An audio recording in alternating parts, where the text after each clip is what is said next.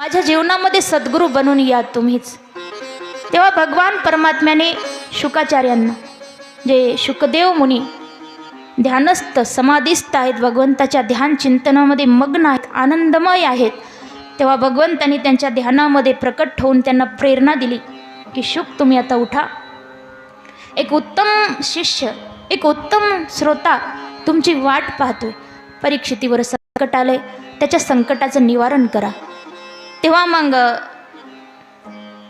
शुकाचार्य महाराजांनी भगवंताच्या प्रेरणेने भगवंताच्या चिंतनात तल्लीन होऊन राजा परीक्षिती यांचं कल्याण करण्यासाठी उठून त्यांनी चालायला आरंभ केलेला आहे। वय अवघं 16 वर्षाचं आहे, अंगावर एक लंगोटी सुद्धा नाही आणि खूप तेज आहे शरीरावर, चेहऱ्यावर एवढं तेज आहे की ते रस्त्यानं चालत आहेत तर जणू काय सूर्य भगवान धरतीवर चालत आहेत, असं सगळीकडे तेज पसरलं आहे। आणि जसं गंगेच्या काठावर शुकांचं आगमन झालं त्याबरोबर त्या ठिकाणी जे साधू संत समाज संत मंडळी उपस्थित आहेत, सर्व उठून जाग्यावर उभे राहिले आणि सर्वांनी शुकांच्या नावांचा जय जयकार केला। आपणही करूया, बोलिये शुकाचार्य महाराज की जय। शुकाचार्य यांचं आगमन झाल्या आणि परीक्षित राजाने जाऊन साष्टांग दंडवत प्रणाम केला, त्यांना बसायला आसन टाकलं आणि राजा परीक्षितीने प्रश्न विचारला की मला सांगा, ज्याचं मरण 7व्या दिवशी आहे त्या माणसाने काय करावे। खरं तर राजाने या ठिकाणी स्वतःचा प्रश्न विचारायचा असता, स्वतःपुरता मर्यादित, तर असं विचारायला पाहिजे होतं की माझं मरण 7व्या दिवशी आहे मी काय करू। पण राजाने तसं न विचारता ज्याचं मरण 7व्या दिवशी आहे त्या व्यक्तीने काय करावे, याचा अर्थ हा प्रश्न सर्व जगाचा प्रश्न आहे, एकट्या राजा परीक्षितीचा नाही। राजा परीक्षितीने फक्त एकट्यासाठी न विचारता संपूर्ण जगाच्या उद्धारासाठी प्रश्न विचारला, कारण तुमचं आमचंही मरण 7 दिवसामध्ये आहे, या 7 दिवसात आपल्याला मरायचं आहे। त्यामुळं राजाने जो प्रश्न केला खऱ्या अर्थानं तो आपलाच प्रश्न आहे। तेव्हा संतांना असे परमार्थिक प्रश्न आवडतात। शुकाचार्य फार प्रसन्न झाले, त्यांनी सांगितलं, राजन, ज्याचं मरण 7व्या दिवशी आहे त्या व्यक्तीने दुसरं काही उपाय करायची गरज नाही, कुठलंही साधन न करता त्याने फक्त भगवंताची कथा श्रवण करावी। श्रीमद भागवत महापुराण कथा श्रवणम भक्ती करावी, फक्त त्याने ध्यानपूर्वक श्रद्धेने प्रेमाने भगवंताची कथा ऐकावी, तर त्याला उद्धार होईल, मुक्ती मिळेल। 100% गॅरंटीने पक्का भरवसा देऊन सांगतो की 7 दिवसात तुला मुक्ती मिळेल म्हणजे मिळेल। तुझ्याकडे 7 दिवस आहेत, घाबरू नकोस, 7 दिवस खूप आहेत। 7 दिवस भगवंताच्या कथेचं श्रवण केलास तर तुला निश्चितच मुक्ती मिळेल।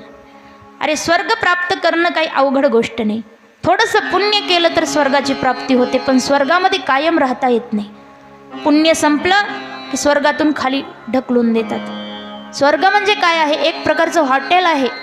जसं हॉटेलात गेल्यानंतर खिशामध्ये पैसे लागतात आणि खिशात पैसे आहेत तोपर्यंतच हॉटेलामध्ये आपण तिथली सुखसुविधा घेऊ शकतो, तसं जोपर्यंत आपल्या खात्यावर पुण्य आहे तोपर्यंत आपण स्वर्गामध्ये राहू शकतो। खात्यावरचं पुण्य संपलं की स्वर्गातून आपल्याला खाली ढकलून देतात, मग आपल्याला वेगवेगळ्या योनीमध्ये जन्माला फिरावं लागतं। पण ही कथा एवढी दिव्य आहे की कथा ऐकल्यानंतर स्वर्गाची प्राप्ती नाही तर मोक्षाची प्राप्ती होईल। असा मोक्ष की या जन्म मरणाच्या फेऱ्यातून कायमची सुटका होईल, कायमची आपल्याला मुक्ती मिळेल, असं हे साधन आहे। तेव्हा राजा परीक्षित यांनी विनंती केली, तुम्हीच माझे सद्गुरू बनून मला या ठिकाणी ही कथा सांगा। तेव्हा राजाचं कल्याण करण्यासाठी शुकाचार्य महाराज कथा सांगायला तयार होतात। राजाने त्या ठिकाणी व्यासपीठ मांडलेलं आहे, पूजा मांडलेली आहे आणि व्यासपीठावर स्वतः शुकाचार्य महाराज कथा प्रवक्ता म्हणून विराजमान झाले। राजाने त्यांचं पूजन केलं आहे, पूजा केली आणि राजा समोर हात जोडून मांडी घालून श्रोता म्हणून बसलेले आहेत। त्या ठिकाणी जे हजारो ऋषीगण उपस्थित होते, संतगण, ते सुद्धा समोर श्रोता म्हणून बसलेले आहेत आणि शुकाचार्यांनी भागवत कथेला आरंभ केलेला आहे। सर्वप्रथम त्यांनी भगवंताचं नामस्मरण केलं, कारण जीवनामध्ये कुठलंही कार्य करण्या अगोदर देवाचं नाम जपावं, देवाचं नाव घेऊनच कुठल्याही कार्याला सुरुवात करायची, तर त्यामध्ये यश जरूर येतं। म्हणून आपणही या ठिकाणी भगवंताचं नाम चिंतन करूया, जप करूया, त्यानंतर पुढील कथा बघा। काळी